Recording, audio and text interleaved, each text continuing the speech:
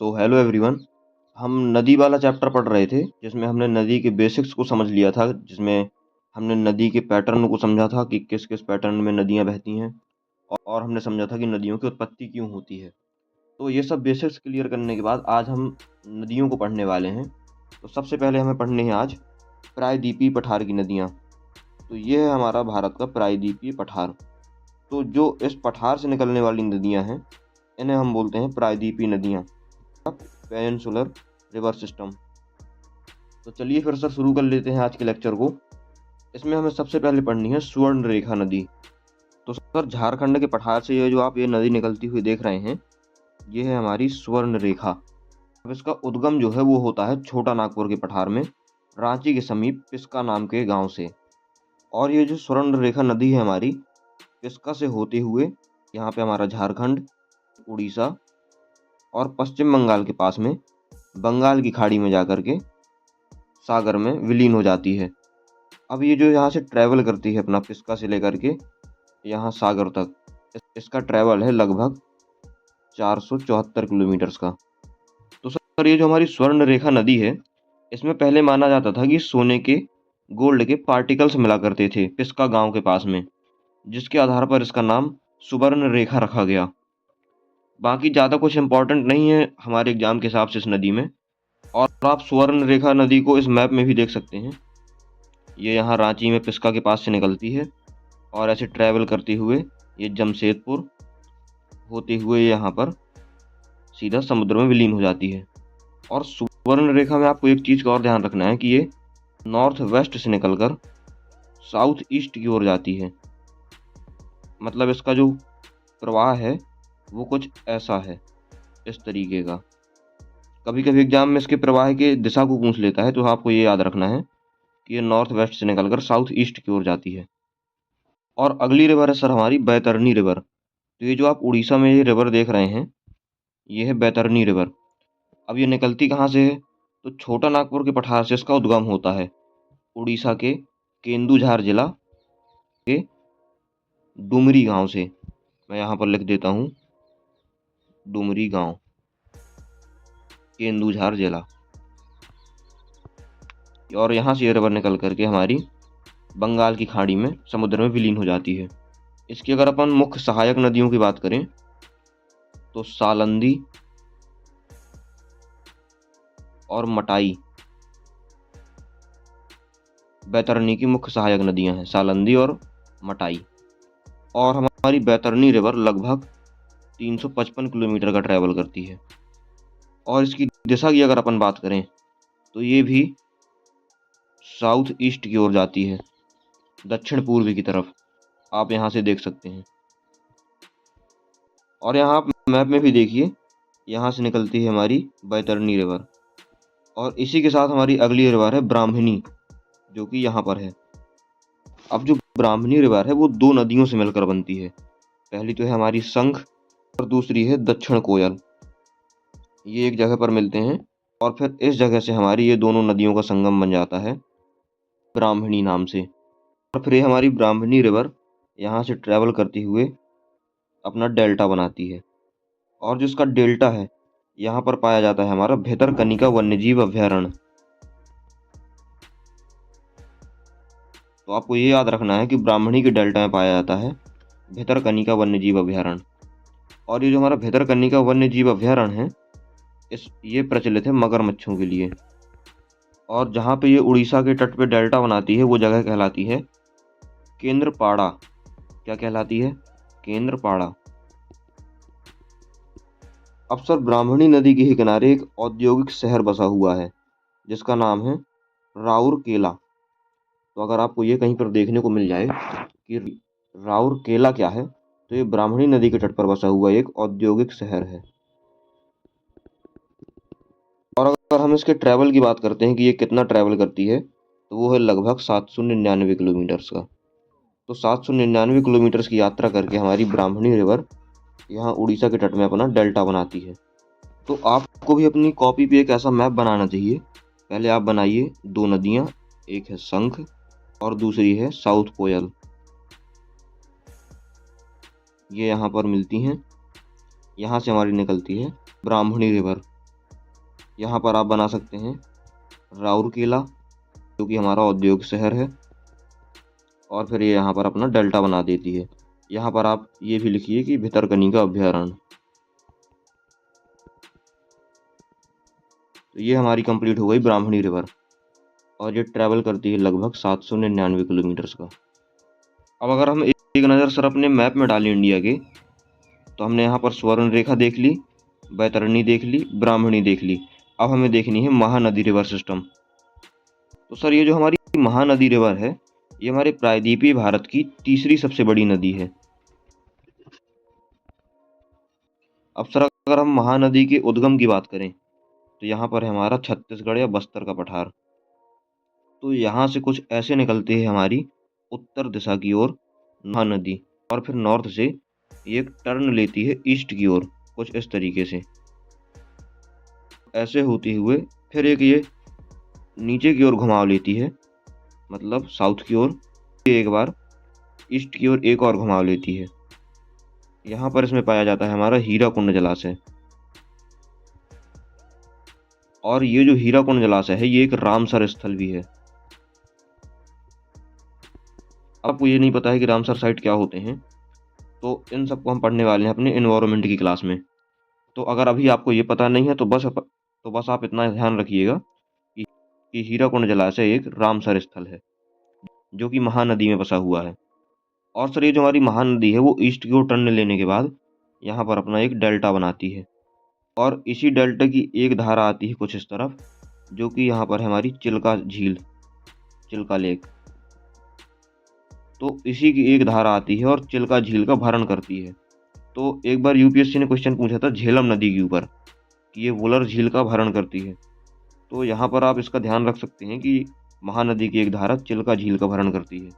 अब सर अगर हम महानदी के ट्रिब्यूटरीज की बात करें, तो ये गई हमारी महानदी। तो महानदी हमारी जा रही है ईस्ट की तरफ।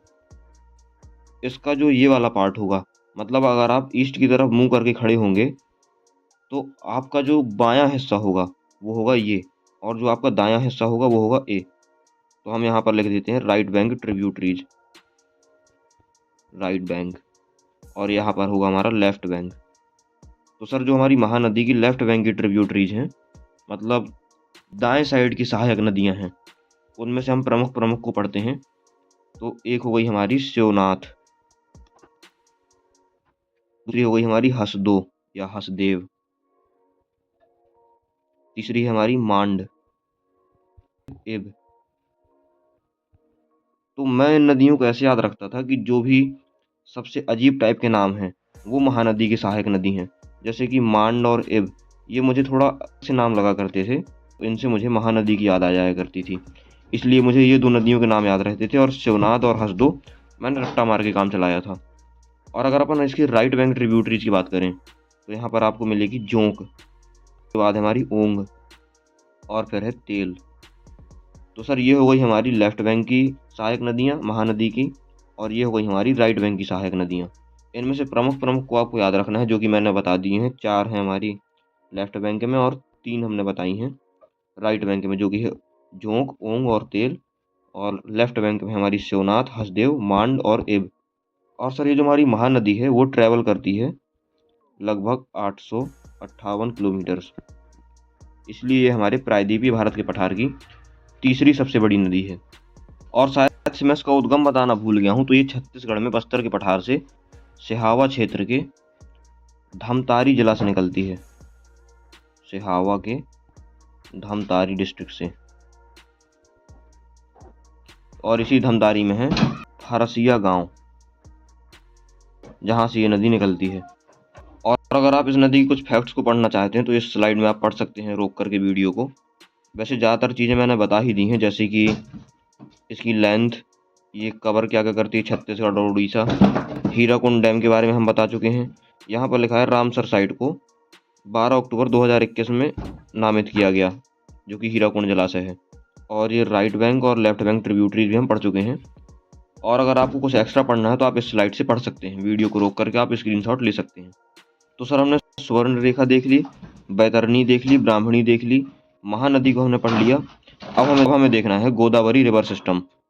ये जो नदी आप देख पा रहे हैं, ये है हमारी गोदावरी। इसके बारे में फैक्ट ये है कि ये दक्षिण भारत की सबसे लंबी नदी है, साउथ इंडिया की सबसे लंबी नदी। इसकी लंबाई है लगभग 1465 किलोमीटर। और सर इसे दक्षिण भारत की गंगा भी कहते हैं, दक्षिण की गंगा या फिर वृद्ध गंगा। अब सर अगर हम गोदावरी नदी के उद्गम की बात करें तो ये नासिक में त्र्यंबकेश्वर के पास में निकलती है और ये महाराष्ट्र से बहते हुए तेलंगाना पार करके आंध्र प्रदेश में प्रवेश करके आंध्र प्रदेश के तट में अपना डेल्टा बनाती है। अब यहाँ पर एक तेलंगाना के पास में एक भ्रंश घाटी को पार करती है, जो कि भ्रंश घाटी है गोंडवाना काल की। अब सर अगर अपन गोदावरी की सहायक नदियों की बात करें तो ये भी हमारी ईस्ट की ओर जा रही है।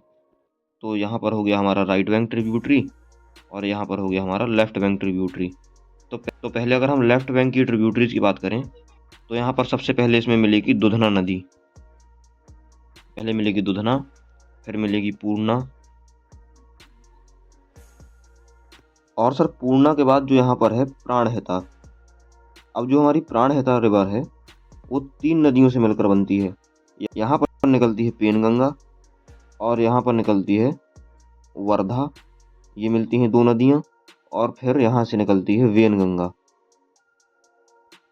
तो ये 3 नदियाँ मिलकर बनाती हैं हमारी प्राणहिता। तो दुधना हो गई, पूर्णा हो गई और प्राणहिता हो गई। अब प्राणहिता के बाद है सर हमारी इंद्रावती रिवर, इंद्रावती। और जो हमारा चित्रकूट जलप्रपात है, जैसे नाइग्रा ऑफ इंडिया भी कहा जाता है, वो पाया जाता है हमारा यहीं पर। तो इसीलिए हमारी इंद्रावती रिवर इम्पॉर्टेंट हो जाती है। और इंद्रावती के बाद हमारी सिल्लेरू, सिल्लेरू, सिल्लेरू के बाद हमारी लेफ्ट बैंक में ही सबरी। सबरी तो लगभग सभी को याद होगी। सबरी के बाद हमारी जो गोदावरी की मुख्य लेफ्ट बैंक ट्रिब्यूटरीज हैं वो समाप्त हो जाती हैं। छोटी मोटी नदियां हैं, लेकिन हमें बहुत ज़्यादा छोटी नदियों को नहीं पढ़ना है इस पे। अब हम आते हैं राइट बैंक की ट्रिब्यूटरीज पे। उनमें से सर पहली आपको देखने को मिलेगी यहाँ पर प्रवरा, प्रवरा। प्रवरा के बाद सर हमारी मिलेगी मंजरा।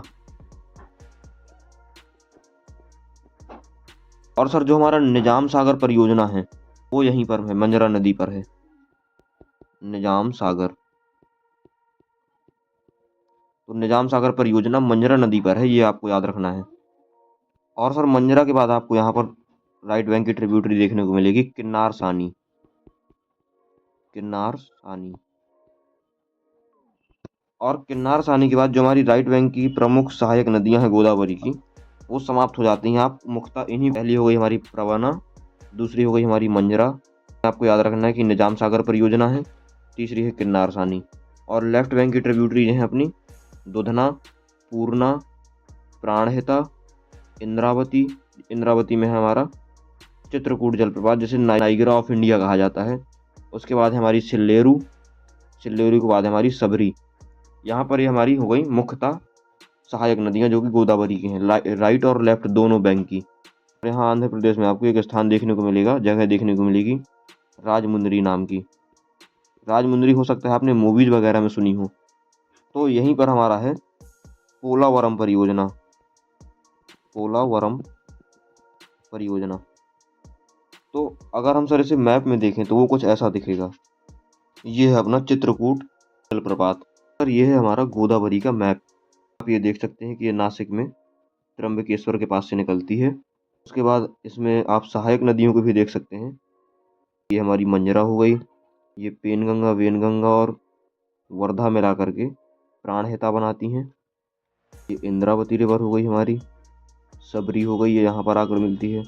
ये इंद्रावती मिल गई यहाँ पर, ये मंजरा। तो ये सब हमने देख लिया था। और ये है हमारा यहाँ पर आंध्र प्रदेश में राजमुंदरी, जिसमें कि हमारी पोलावरम परियोजना है। और ये आप देख सकते हैं यहाँ पर निजाम सागर रिजर्वायर। और ये जो पोलावरम परियोजना है ये मेनली सिंचाई के लिए बनाई गई है, इरिगेशन के लिए। यहाँ पर है गोदावरी बराज और ये है हमारा गोदावरी का डेल्टा। तो ये हमारी यहाँ पर ख़त्म हुई गोदावरी रिवर। अब हमें देखनी है कृष्णा रिवर सिस्टम। तो ये जो गोदावरी के बाद आप नीचे कृष्णा नदी देख रहे हैं, ये इसकी कुछ लोकेशन है। तो हमारी जो गोदावरी है उसका आकार कुछ ऐसा है, ये भी साउथ ईस्ट की तरफ जा रही है। और जो हमारी कृष्णा रिवर है इसका आकार भी कुछ इससे मिलता जुलता है, इस तरीके का, ये भी साउथ ईस्ट की तरफ जा रही है।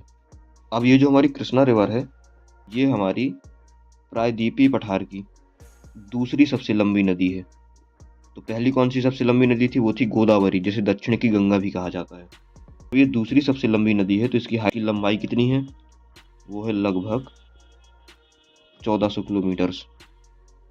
अब ये है हमारा कृष्णा नदी तंत्र।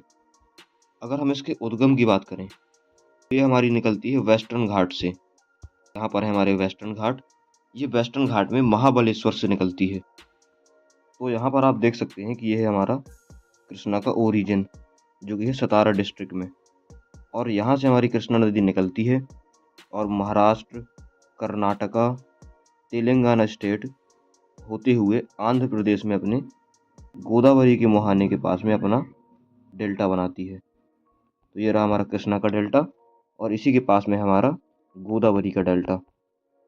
तो अगर मैं आपसे पूछूं कि हमारी कृष्णा नदी कितने राज्यों से निकलती है, तो अब आप कह सकते हैं कि पहले महाराष्ट्र, फिर कर्नाटका, फिर तेलंगाना स्टेट, फिर आंध्र प्रदेश।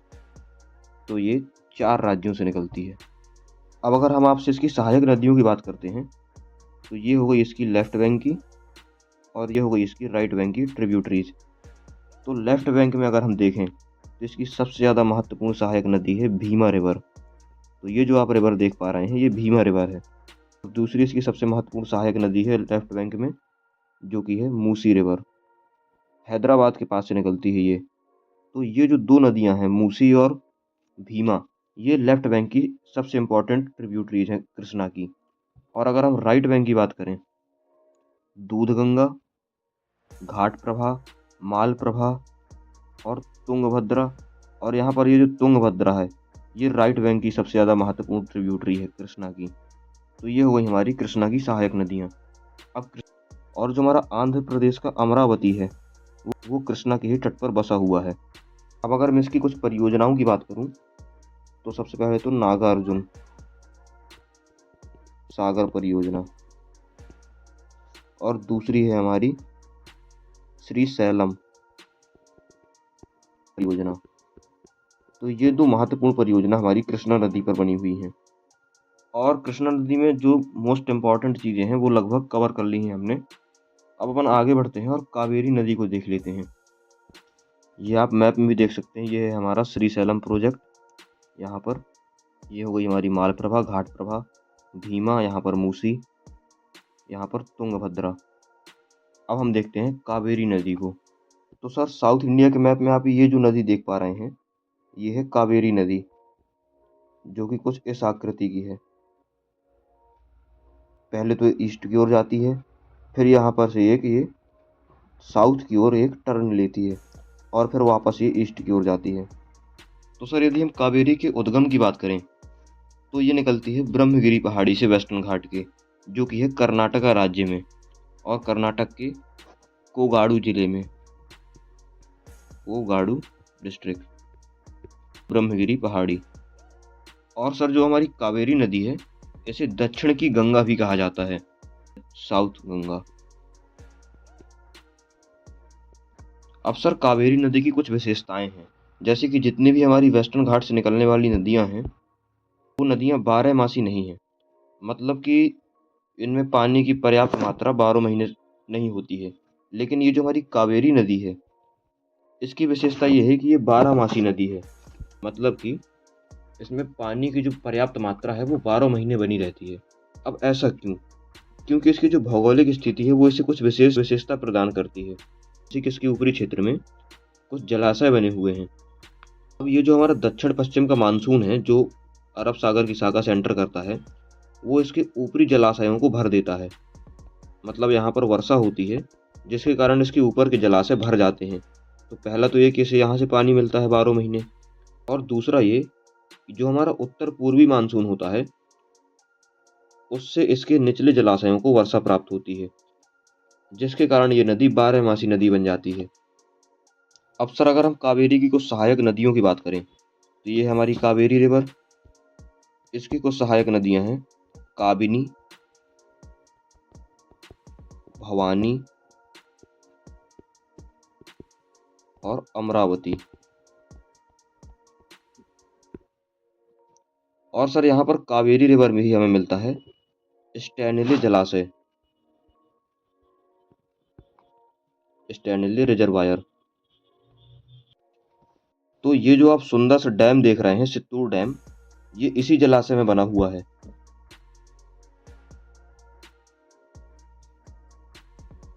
मतलब आप इसकी सुंदरता देखिए एक बार। डैम डैम को भी कुछ इस तरीके से बनाया गया है जैसे कोई आर्टिस्ट ने कोई पेंटिंग बनाई हो। तो ये जो डैम है हमारा, ये कावेरी रिवर में ही है। अब ये जो हमारी कावेरी रिवर है ये 3 राज्यों से निकलती है। कौन कौन से? सबसे पहले तो है हमारा कर्नाटका। तो सर कर्नाटका में कावेरी रिवर के जल का लगभग 41% भाग है। आता है केरला, जिसमें कावेरी का लगभग 3% जल का भाग है। और फिर आता है तमिलनाडु, जिसमें सबसे ज़्यादा लगभग 56% कावेरी का जल आता है। और कावेरी की अपनी टोटल लंबाई है 800 किलोमीटर। और कावेरी में ही एक द्वीप भी है हमारा जिसका नाम है श्रीरंगपट्टनम। श्रीरंगपट्टनम, तो ये हमारा आइलैंड है कावेरी नदी में। और सर कावेरी के ऊपर और कृष्णा के नीचे यहाँ पर आपको 3 नदियाँ मिलेंगी, जो कि तीनों नदियाँ नंदी हिल्स से निकलती हैं। नंदी हिल्स से। उनमें से पहली नदी है पेन्नार, दूसरी है पलार और तीसरी है पोनियार। तो आपको ऐसे याद रखना है PPP, पेन्नार, पलार और पोनियार, जो तीनों निकलती हैं नंदी हिल्स से। अब अगर हम नीचे की बात करें थोड़ा सा, तो इसके बाद आ जाती है हमारी वैगई नदी। के नीचे है वैपुर और फिर है चित्तार। तो ये नदियाँ भी हमारी बंगाल की खाड़ी की शाखा में गिरती हैं। और जो हमारी ये 3 नदियाँ हैं ये गिरती हैं हमारी पाक जल संधि के पास में। तो सर बंगाल की खाड़ी में गिरने वाली हमने मुख्य प्रायद्वीपीय नदियों की बात आज कर ली है। तो आपको अपनी कॉपी पे एक ऐसा मैप बनाना चाहिए इंडिया प्रायद्वीपीय पठार का, जिसमें आप यहाँ पर नदियों को ऐसे दर्शा सकते हैं। पहले आप दर्शाएंगे स्वर्ण रेखा को, फिर वैतरणी, ब्राह्मणी, फिर यहाँ पे आ जाएगी हमारी महानदी। और महानदी के बाद एक छोटी सी नदी है यहाँ पर, रूसी कुल्ल।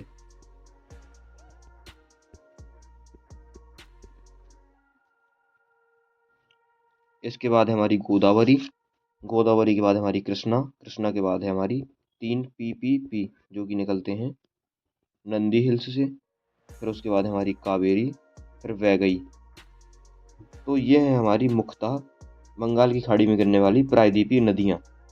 तो आज वीडियो काफ़ी लंबी हो चुकी है, इसलिए इसे अपन ख़त्म करते हैं यहीं पे। आपसे मिलते हैं अगली वीडियो में, जिसमें हम बाकी की नदियों को कवर करेंगे। And thanks for watching. मिलते हैं आपसे अगली वीडियो में।